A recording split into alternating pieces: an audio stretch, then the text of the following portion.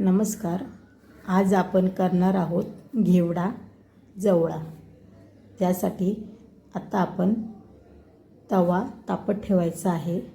त्याच्यात मी टाकणार आहे एक मोठी पली तेल. जवळा जास्त असल्यामुळे तेल एक पली टाकत आहे. त्याच्यात एक पली तेल टाकला का तो व्यवस्थित गरम होऊन द्यायचा आहे. तेल आता गरम होत आहे, झाला आहे गरम. त्याच्यात मी टाकत आहे कांदा आणि टोमॅटो दोन्ही एकत्रच टाकायचे. हे बघा, कांदा आणि टोमॅटो एकत्रच टाकत आहे. आणि कांदा कधीही जास्त घ्यायचा जवळ्यामध्ये, जेणेकरून त्याचा वईसपणा राहत नाही. बघा, कांदा आणि टोमॅटो एकत्र टाकला आहे, तो व्यवस्थित परतून घ्यायचा.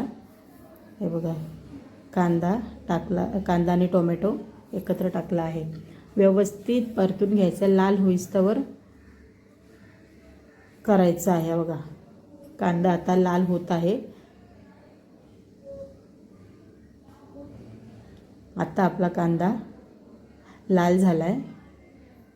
आता हे बघा, आता आपण त्याच्यात टाकणार आहेत घरगुती लाल मसाला. घरात कुटलेला असतो तो घरगुती लाल मसाला 2 चमचे आणि अर्धा चमचा हळद ही घरगुती कुटली असल्यामुळे ती फक्त अर्धा चमचाच घेत आहे. हळद अर्धा चमचा, 2 चमचे मसाला. आता त्याच्यात टाकत आहे कोकम. 5-6 कोकम टाकले आहे. हा व्यवस्थित परतून घ्यायचा.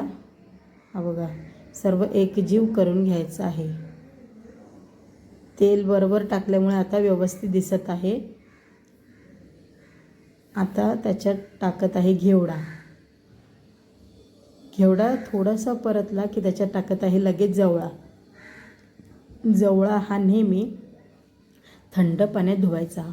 गरम पाण्यात जवळा धुतला का त्याचा चव पूर्ण निघून जाते. म्हणून जवळा नेहमी थंड पाण्यात धुवायचा. म्हणून तो 3 वेळा धुवून काढला आहे थंड पाण्यात. हा बघा, आता व्यवस्थित सर्वीकडून परतून घ्यायचं आहे. सर्व एकत्र करायचं आहे. त्याच्यात नॉर्मल खाली लागू नये, म्हणजे करपू नये, म्हणून थोडासा 2-3 एखाद चमचा पाणी टाकायचा. नाही टाकला तरी पण चालतो. हा बघा, आपला जवळा घेवडा व्यवस्थित रेडी आहे. हा बघा, जवळा घेवडा तयार आहे. त्यात आपण आपल्या चवीनुसार मीठ आणि कोथिंबीर टाकायची आहे. तर मीठ पण मी टाकून झाली, कोथिंबीर. हा बघा, आपला जवळा भाकरी रेडी आहे. धन्यवाद.